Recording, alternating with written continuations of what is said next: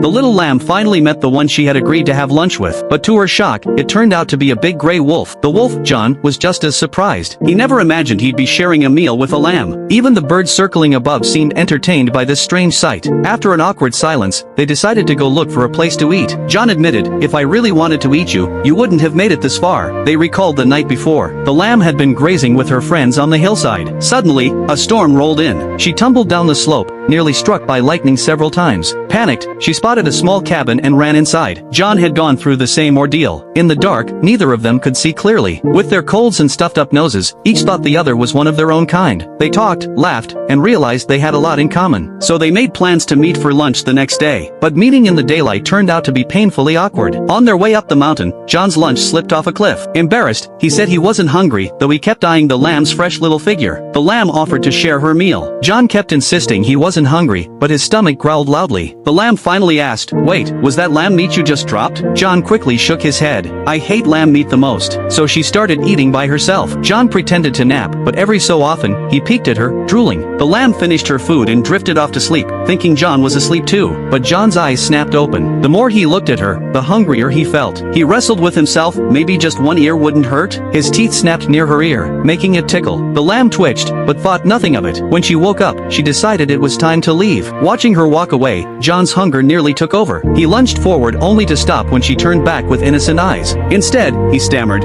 when can we watch the moon together?" The lamb's heart softened. From then on, they started meeting often. But they both agreed, their families must never find out. For two enemy species to build a bond like this unheard of. One day, the lamb's family gathered. They warned everyone, wolves were getting more aggressive, no one should wander alone. But halfway through the meeting, the lamb slipped away, because she had promised John to meet at Lolo Port. At the same time, the wolf chief announced they'd hunt lambs at Lolo Port for the winter. Disaster was about to strike. John desperately tried to warn her, but on the battlefield, thick fog rolled in. The lamb almost mistook the wolf chief for John. Terrified, she hid, but another wolf was already behind her. She was seconds away from being eaten, when a boulder crashed down from above. In the chaos, John grabbed her and pulled her to safety. They hid inside a rocky cave, and this time, their bond only grew deeper. But can they really keep their secret forever? Will their families eventually find out?